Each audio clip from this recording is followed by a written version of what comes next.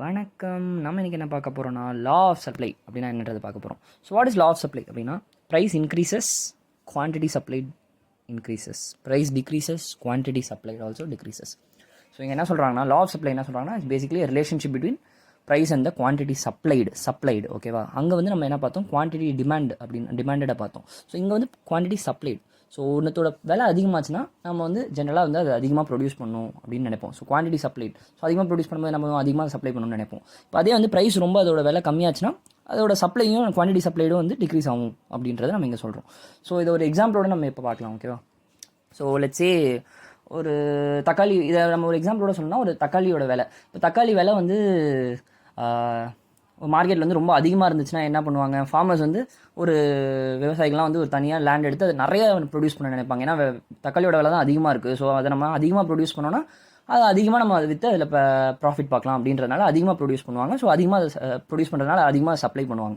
So இப்போ அதே வந்து தக்காளியோட விலை வந்து மார்க்கெட்டில் வந்து ரொம்ப கம்மியாகுது அப்படின்னு வச்சுக்கோங்க, என்ன பண்ணுவாங்க, அதோட சப்ளை வந்து கம்மி பண்ணி அதை குவான்டிட்டி சப்ளை பண்ணுறது வந்து ரொம்ப கம்மியாக்கிடுவாங்க. ஏன்னா இது ரொம்ப நமக்கு ப்ராஃபிட் பார்க்க முடியாது அப்படின்றதுனால வந்து அதை உற்பத்தி வந்து கம்மி பண்ணுவாங்க. So that is called law of supply ஓகேவா. ஸோ இப்போ இது வந்து லெட்ஸே நம்ம ஒரு எக்ஸாம்பிள், இங்கே வந்து நம்ம டொமேட்டோன்னு வச்சுருக்கோம். ஸோ நம்ம வந்து ஜஸ்ட் ஃபார் எக்ஸாம்பிள் தான் ஓகேவா.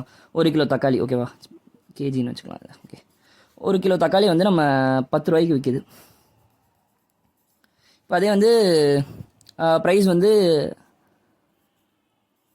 20 ரூபா ஆச்சுன்னா என்ன பண்ணுவாங்க, 2 கிலோ தக்காளி வந்து அவங்க சப்ளை பண்ண ஆரம்பிச்சிருவாங்க. ஏன்னா வந்து அதிகமாக காசு கிடைக்கும் அப்படின்றதுனால வந்து இன்னும் அதிகமான குவான்டிட்டியில் அதை சப்ளை பண்ண ஆரம்பிப்பாங்க.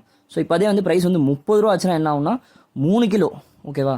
ஸோ அவங்க அதிகமாக ப்ரொடியூஸ் பண்ணி அதை சப்ளை பண்ண ஆரம்பிச்சிருவாங்க. ஸோ அதான் இங்கே நம்ம பார்க்குறோம். ஸோ இங்கே வந்து பார்த்தீங்கன்னா ப்ரைஸ் வந்து அப்படியே இன்க்ரீஸ் ஆக குவான்டிட்டி சப்ளைடு ஆல்சோ இன்க்ரீஸ் ஆகுது. நம்ம அங்கே என்ன பார்த்தோம், குவான்டிட்டி டிமாண்டட் பார்த்தோம். இங்கே வந்து என்ன ஆகுதுன்னா ப்ரைஸ் இன்க்ரீஸ் ஆக குவான்டிட்டி சப்ளை பண்ணுறது இங்கே அதிகமாகுது. ஸோ இப்போ இதை வந்து நம்ம பிளாட் பண்ணலாம் ஓகேவா. ஸோ அதே தான் எக்ஸ் ஆக்சிஸில் வந்து குவான்டிட்டி, ஒய் ஆக்சிஸில் வந்து ப்ரைஸ் வைக்கலாம். அண்டு ஓகே 1 இங்கே வந்து நம்ம சரி 1 2 3 4 and 5 இங்கே வந்து சரி 10 20 30 and 40. ஸோ இங்கே வந்து இப்போ நம்ம இதை ப்ளாட் பண்ணால் 1,10 2,20 3,30 1,10 இங்கே இருக்குது, 2,30 இங்கே இருக்குது, அண்ட் 3,30 இங்கே இருக்குது. ஸோ இதை பார்த்தீங்கன்னா ஒரு அப்வர்ட் கர்வ். ஸோ இது அப்வர்ட் கர்வ் மாதிரி இருக்குது. ஸோ நம்ம இங்கே பார்த்தாலே தெரியுது கர்வ் வந்து அப்படியே மேலே போயிட்டுருக்கு. ஸோ ஸ்லோப் வந்து அப்படியே இங்கே மேலே போக அப்படியே கொஞ்சம் கொஞ்சமாக இன்க்ரீஸ் ஆகிட்டு. ஸோ இப்போ நம்ம இங்கே என்ன பார்க்குறோன்னா,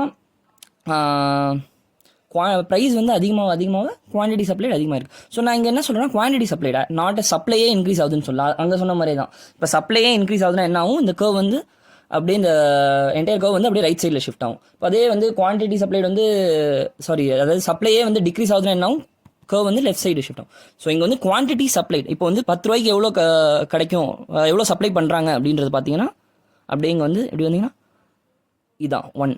ஸோ இப்போ வந்து 20 ருபீஸ்க்கு எவ்வளோ சப்ளை பண்ணுறாங்க 2. ஸோ இங்கே வந்து குவான்டிட்டி இன்க்ரீஸ் ஆகிட்டே இருக்குது as price increases. So that is call law of supply.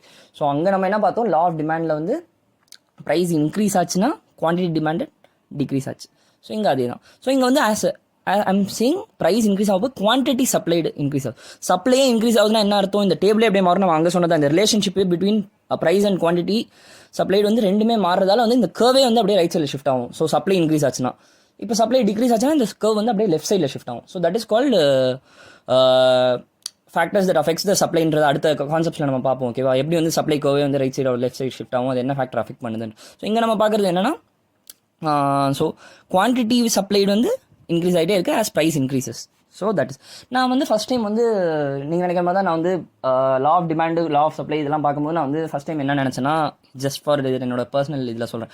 So நான் என்ன ஒரே கிராஃபு அதே ப்ரைஸ் அதே குவான்டிட்டி என்ன அங்கே வந்து இதாவது அங்கே இறங்குது இங்கே மேலே ஏறுது அப்படின்னு பார்க்கும்போது இங்கே நல்லா பார்த்தீங்கன்னா குவான்டிட்டி சப்ளைடு இங்கே குவான்டிட்டி சப்ளைடுன்றது அங்கே வந்து குவான்டிட்டி டிமாண்டட். நீங்கள் இங்கே சப்ளைன்னு அங்கே வந்து நம்ம டிமாண்ட்னு பார்க்கும்போது நம்ம ஒரு கஸ்டமர் பாயிண்ட் ஆஃப் வியூவில் வந்து நம்ம நினைப்போம் டிமாண்ட் பண்ணுறது. இங்கே வந்து நம்ம சப்ளைடுன்றது நம்ம ஒரு ப்ரொடியூசர் மாதிரி நம்ம நினச்சிக்கணும்.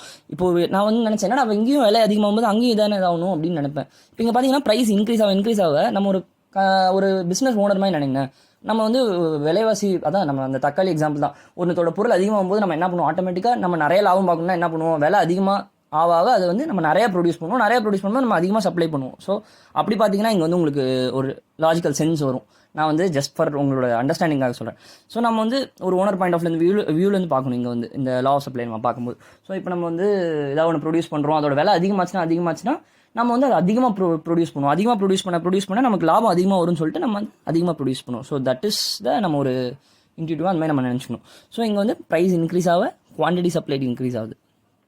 அண்ட் சப்ளையே ஆஸ் அ ஹோலாக சப்ளையே இன்க்ரீஸ் ஆகுதுன்னா என்ன அர்த்தம், இந்த கர்வ் வந்து அப்படியே ரைட் சைடில் ஷிஃப்ட் ஆகும். இப்போ அதே குவான்டிட்டி ஆஸ் அ ஹோலாக சப்ளையே டிக்ரீஸ் ஆகுதுன்னா என்ன ஆகும், இந்த கர்வ் வந்து அப்படியே லெஃப்ட் சைடில் ஷிஃப்ட் ஆகும். ஸோ பேசிக்கலி என்ன நடக்குது, இந்த relationship between price and quantity supply அப்படியே டோட்டலாக மாறும். அப்படி மாறுனுச்சுன்னா அது வந்து அப்படியே சப்ளையே மாற்றும். சப்ளை மாறுதுன்னா இந்த வேல்யூஸ் எல்லாம் மாறும். அப்படியே இந்த கர்வ் அப்படியே ரைட் சைடில் ஷிஃப்ட் ஆகும், இந்த லெஃப்ட் சைடில் ஷிஃப்ட் ஆகும் based on that. Okay, so this is called law of supply.